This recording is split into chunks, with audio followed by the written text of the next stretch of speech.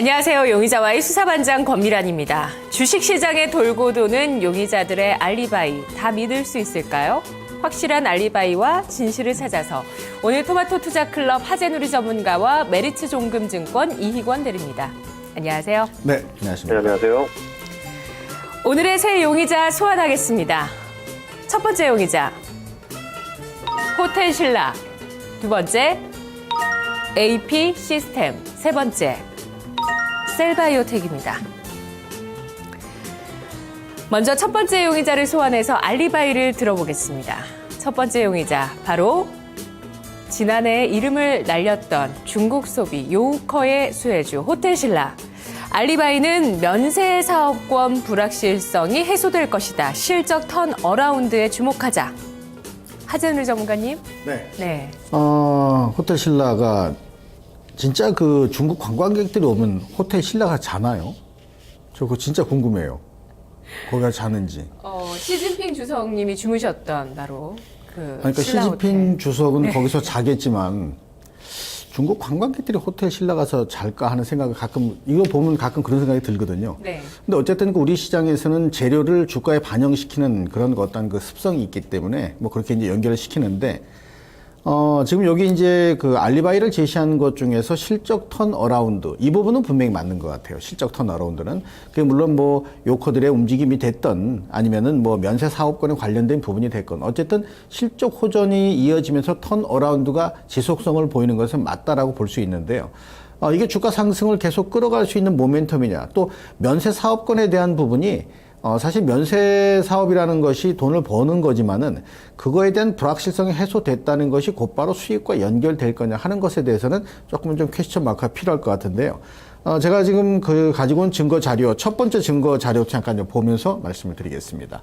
첫 번째 자료는 재무제표인데요. 저기 보시게 되면은 이게 이제 2012년, 13년, 14년까지의 이제 그 실적 3년치인데요. 2013년을 보게 되면은 실적이 엄청나게 안 좋아요. 그죠?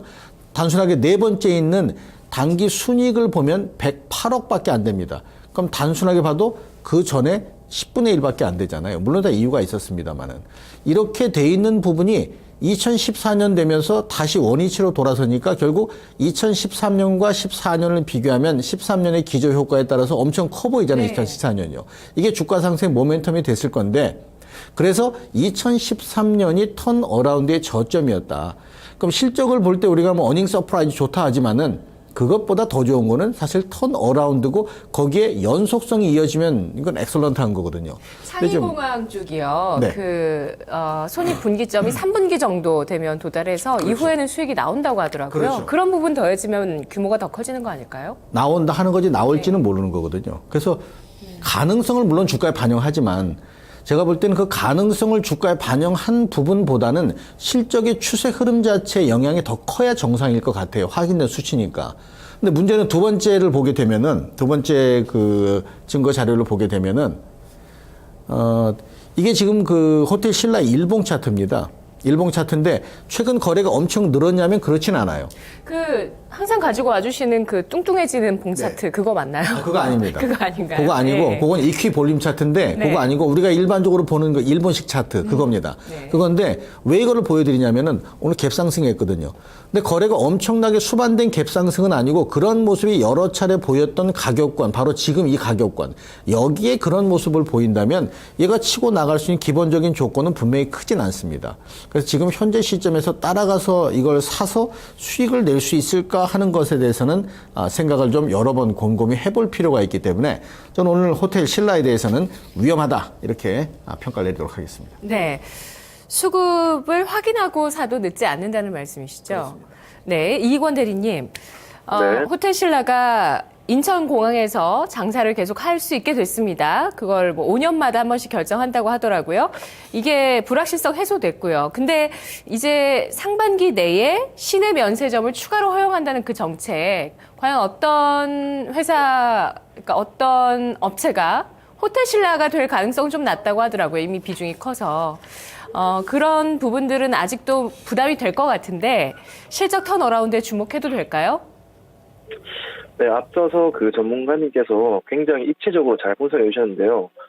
저도 그 부분에 100% 동감하면서 제가 추가적으로 구체적인 부연 설명 몇 가지 드리겠습니다.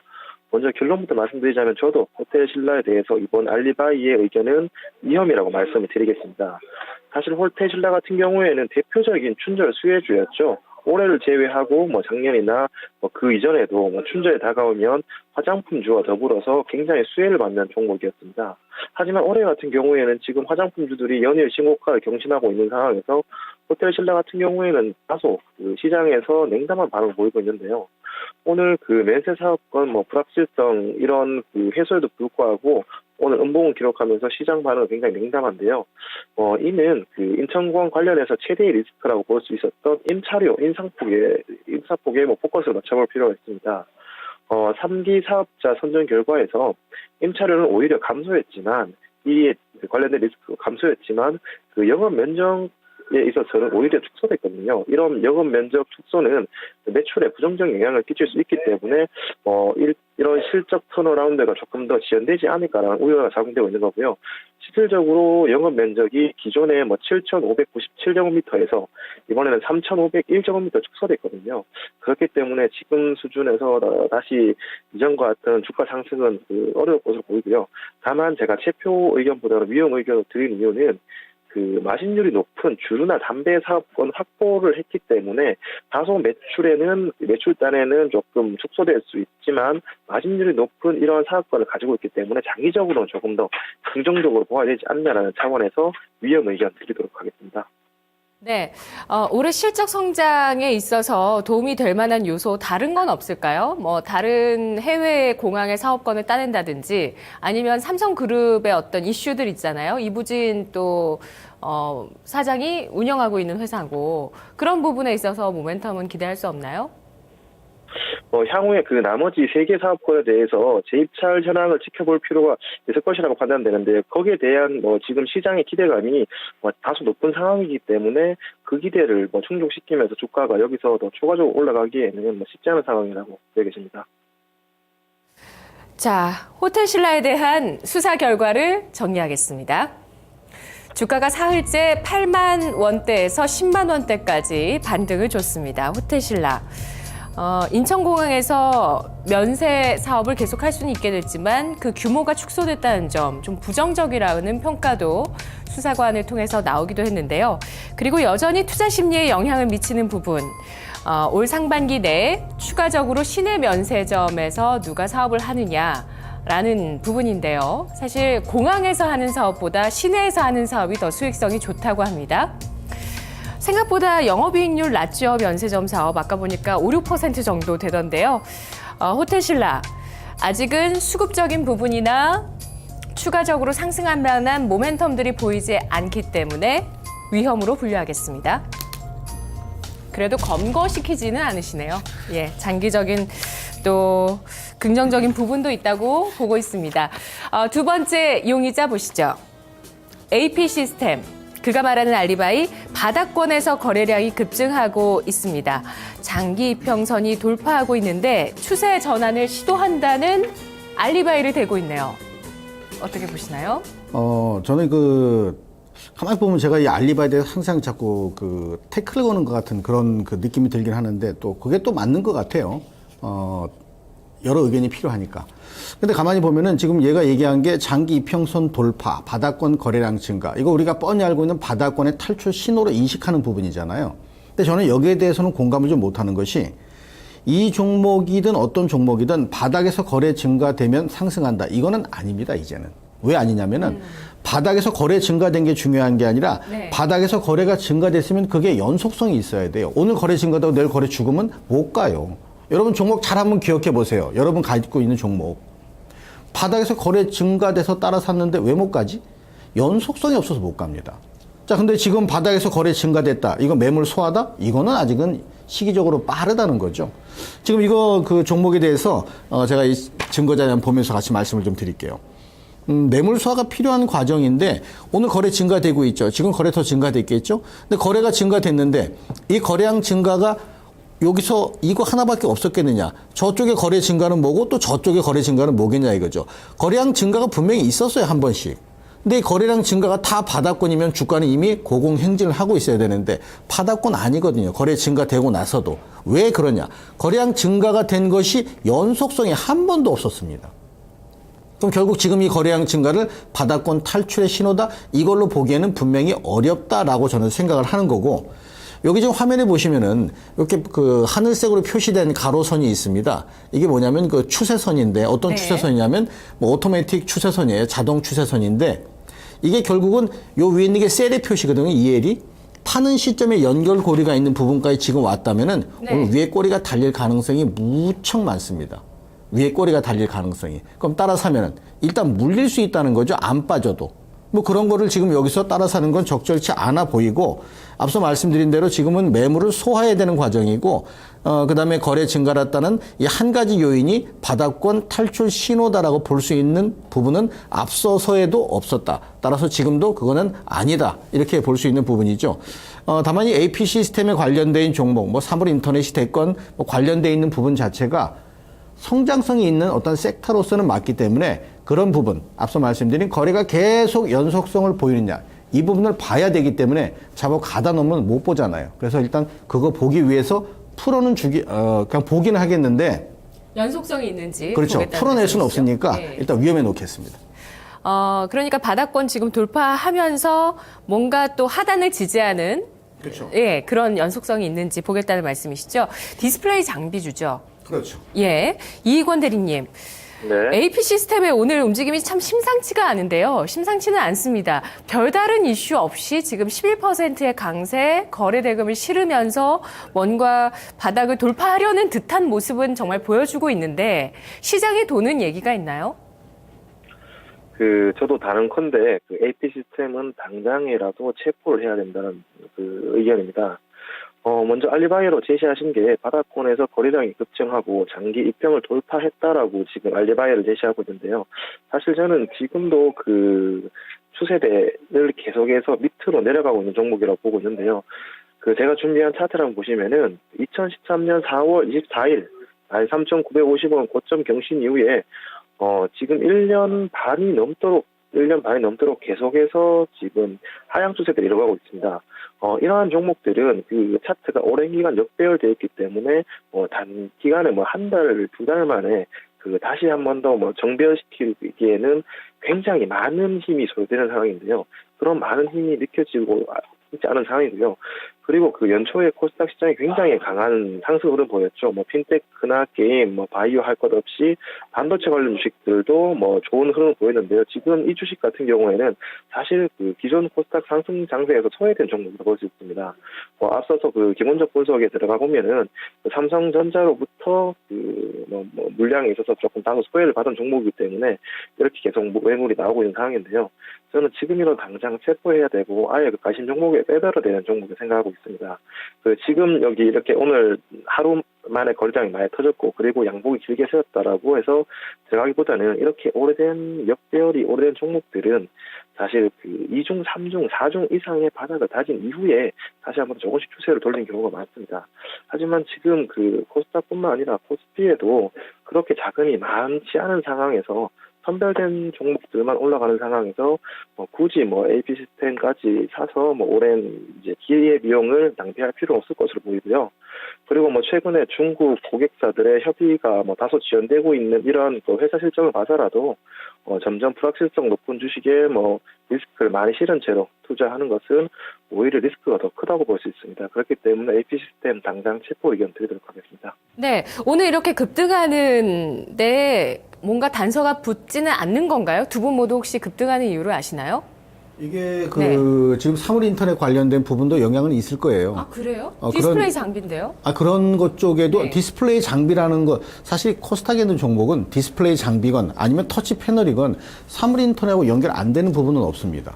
그러니까 이게 이제 꼭 사물 인터넷의 주요 대장이다라고 볼 수는 없지만은 그런 부분에서 딴 것들이 다 가는데 못 갔단 말이에요. 그럼 기술적인 반등이 가능한 시점까지 올라오는 거. 그러니까 저는 이거에 대해서 오늘 이슈가 지금 얘기 나온 이 이슈를 갖다 붙이는 건 좀 맞지 않는 것 같고 기술적인 반등을 한다라고 하는 것에만 의미 부여지 새로운 이슈거리를 이 종목이 내포하고 있다라고 보진 않습니다. 알겠습니다. AP 시스템 수사 결과 정리하겠습니다. 오늘 이상한 급등을 보여주네요. 상당한 거래 대금과 함께 11% 정도의 강세를 띠고 있는데요. 순환 매기가 좀 이동했다. 저가 매수세가 일부 들어왔다는 측면 정도. 특별한 확실한 뭔가 단서 없이 급등을 하고 있습니다. 과연 추세를 전환시키기 위한 돌파 시도이냐. 두 분 모두 증거가 불충분하다고 보고 있습니다. 실적 측면이나 수급 측면 여러 가지 면에 있어서 전혀 근거 없는 상승이라고까지 표현해도 될 만큼 특별한 단서를 찾지 못하겠는데요. AP 시스템 따라서 검거하겠습니다. 세 번째 용의자는 셀바이오텍입니다. 셀바이오텍, 그가 말하는 알리바이. 핀란드에 진출한다. 글로벌 경쟁력을 강화시킨다. 네, 우리 속을 편안하게 하는 장 그렇죠. 건강이 아주 중요하거든요. 장이요, 면역 세포도 있죠. 또 장이 건강해 피부도 좋죠. 동안이 됩니다. 정말 중요한 그 기능성 식품 만들고 있죠. 네, 맞습니다. 그 소위 그 프로바이오틱스라고 하는 거. 이 프로바이오틱스라고 하는 것들이 많이 팔릴 수밖에 없어요. 왜냐하면 지금 말씀하신 것을 다 원하니까. 그죠? 전 세계 사람들이 원해요. 그렇죠. 그걸 원하기 때문에 네. 분명히 되는데 중요한 건 뭐냐면 이 프로바이오틱스라고 하는 것을 얘네만 만드는 건 아니란 말이에요. 그렇죠. 물론 국내에서는 얘네가 메이저 기업은 맞습니다. 일단 우선순위 면에서는. 다만 이게 외국으로 진출한다 하면 그럼 핀란드에 있는 프로바이오틱스 회사는 없을 거냐? 또 그 옆에 나라는 없을 거냐? 뭐 이렇게 따져보면은 시장을 새롭게 들어가면 거기서 일정 부분 파이는 챙겨 먹겠지만 그게 과연 다른 쪽으로 가는 교두보 역할을 해줄 거냐 하는 것도 저는 생각을 한 번쯤 해볼 필요가 있다라고 생각하고요. 자, 요거 그 증거자료 두 번째부터 볼까요? 증거자료 준비했으니까 봐야죠. 뭐냐면 이게 바로 그거죠. 프로바이오틱스. 네. 이걸 먹으면은 그렇게 된다고요? 아까 말씀하신 대로? 네. 그럼 이걸 많이 먹어야 되겠네요. 그러니까 이거가 네. 사실 그 시장에서 많이 소요되는, 그러니까 수요가 많은 건 분명히 맞아요. 네. 분명히 맞는데 저는 아까 말씀드린 그 부분을 좀 생각해야 되고 첫 번째 증거 자료를 잠깐 보시면은 이게 수급 동향인데요. 기관이 매수를 하긴 해요. 저 투신권도 사고, 연기금도 사고, 보험도 사고, 사긴 삽니다. 근데 거래 대비해서 워낙에 아직은 비중이 작아요. 비중이 작기 때문에 좀 더 봐야 될 것 같습니다. 이 들어오는 매수세가 이거 조금 입질해봤는데 아니다 싶으면 팔아버릴 거기 때문에 입질 수준을 넘어서는 수급이 들어오는 게 분명히 필요합니다. 그래야만 여러분 계좌에 안정적인 수익을 줄 수가 있습니다. 리스크가 조금이라도 없어야 되니까. 네. 뭐 그런 것들을 따져본다면은 기술적인 단기 차익 실현 시점에 일단 저는 근접했다고 봅니다. 어제도 올랐고 오늘도 올랐고 이렇게 되면 단기 차익 실현을 하고 그리고 나서 앞서 보여드렸던 이런 수급 주체의 적극성, 입질 수준을 넘어선 이제 그야말로 발 뺄 수 없는 수준까지 들어오는 그 시점에 같이 공감대가 형성돼서 들어간다면 오히려 그런 쪽에서는 수익이 비교적 안정적으로 나올 수가 있기 때문에 지금 요 시점에서는 저는 위험에다가 일단 걸어놓고 앞서 말씀드린 매매 주체들의 향후 흐름을 보면서 매수 여부를 결정하는 이런 전략. 그래서 위험에다가 놓도록 하겠습니다. 네, 이익원 대리님, 셀바이오텍이 만드는 게 그 듀오락이라고 해서 유산균이죠. 우리가 흔히 아는 유산균을 장까지 무사하게 도달시킬 수 있는 기술을 가진 회사고 그런 약을 만드는 회사인데, 그 유산균 종주국에 수출을 한다. 지난해 뭐 덴마크 수출 소식 이런 게 있었거든요. 어떨까요? 올라갈 수 있을 만한 단서 있을까요? 네, 저는 일단 셀바이오텍 먼저 석방 의견 드리고요. 당장이라도 석방을 해야 된다고, 지금이라도 당장 편입을 해야 된다라고 말씀드리고 싶습니다. 먼저 수업부터 제가 체크를 하고 넘어갈게요. 제가 준비한 듀오락의 광고 화면 한번 보시겠습니다. 지금 듀오락 같은 경우에 최근에 굉장히 공격적인 마케팅 그리고 광고비를 집행했습니다. 지금 송일국이라든가 새 쌍두개가 나와서 굉장히 많은 광고비를 들이고 있음에도 불구하고 이번 4분기 실적이 굉장히 어닝 서프라이즈를 기록했습니다. 자세히 들여다보시면 4분기 매출액 같은 경우에는 115억 원, 그리고 영업이익 같은 경우에는 41억 원, 시장 컨센서스에 비해서 40% 상회하는 어닝 서프라이즈를 기록했거든요. 이로써 주가는 다시 한번 신고가를 가고 있는데요. 지금 시장에 굉장히 중요한 포인트가 뭐냐면 시장에서는 지금 유동성이 그렇게 풍부하지 않은 상황입니다. 그렇기 때문에 기관들도 개인들도 밑도를 빼서 윗도를 개고 있는 그런 식의 매매를 하고 있는 상황인데, 그렇기 때문에 대는 몇 종목만이 계속해서 시장을 주도하고 있는 상황입니다. 예를 들어서 메디톡스나 삼성 LNS 이런 종목들이 대표적으로 할 수 있죠. 지금 셀바이오텍 같은 경우도 이미 예전부터 고퍼 논란이 있었지만 이미 이렇게 실적이 한번 검증이 된 종목들에 대해서는 계속해서 시장은 프리미엄을 부과하고 그 종목 내에서 수익을 낸다는 얘기죠. 그렇기 때문에 지금 듀오락 같은 경우 계속해서 고속 성장을 하고 있는 종목이기 때문에 현재 밸류에 대해서 부담스럽다라고 여기면서 시장 참여를 안 하는 것은 앞서서 산성 LNS가 6개월 정도 키우고 나서 25,000원 뚫을 때 벌써 한두 달 만에 거의 80% 가까운 수익을 냈었죠. 이런 80% 가까운 수익을 단기간에 놓칠 수 있는 그런 기회가 되니까요. 지금 듀오락의 고속 성장에 힘입어서 아메리까지 OEM 납품하는 이런 과점 상태 그리고 프로바이오틱 시장의 독점적 시장 지위를 가지고 있는 종목을 단순히 퍼가 높다고 해서 포트폴리오에 편입 안 시킬 필요는 없고요. 지금이라도 당장 편입시키더라도 추가적인 사이트는 충분하다고 보여지는 종목입니다. 수익 서프라이즈가 계속 될 거라는 말씀이신가요?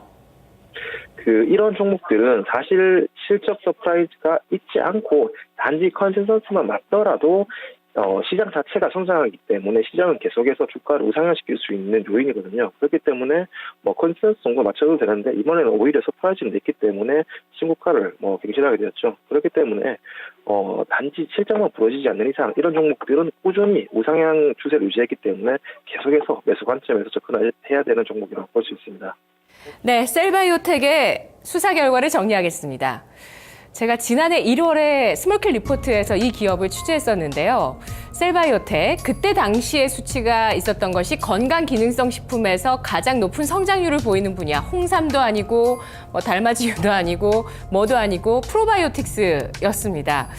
그만큼 전 세계에서 지금 시장이 늘어나고 있는 분야 유산균이고요. 거기서 파이를 키워 나가고 있는 파이를 어느 정도 차지하고 있는 이 셀바이오텍. 앞으로 성장성이 있겠다. 사상 최고가 이어갈 수 있다. 아니다. 단기적으로 기술적으로 차익 실현할 시점이다. 의견이 나뉘고 있는데요. 위험과 석방 사이에서 위험으로 분류하겠습니다. 자, 이렇게 오늘 AP 시스템은 검거했고요. 호텔신라와 셀바이오텍은 위험으로 분류했는데요. 오늘 가격적인 전략 있으신가요? 저는 세 종목 다 위험으로 분류했기 때문에 네. 가격을 특별히 제시해드리진 않겠습니다. 네, 강한 수급이 들어오지 않는 게 좀 많이 저는 사실 부족했죠. 수급을 제일 중요하게 보는데 네. 그런 부분이 세 종목 다 보이지가 않아요. 네네. 이익원 대리님. 네, 저는 셀바이오텍 가격 전략 드리겠습니다. 매수가는 시장가로 제시해드리고 목표가는 85,000원 그리고 손절가는 이전 저항대 구간이었던 63,000원 제시해드리겠습니다. 네, 알겠습니다. 셀바이오텍을 석방해줬던 이익원 대리가 구체적으로 가격 전략을 제시해드렸습니다. 용의자와의 내일 이 시간 다시 돌아오죠. 수고하셨습니다.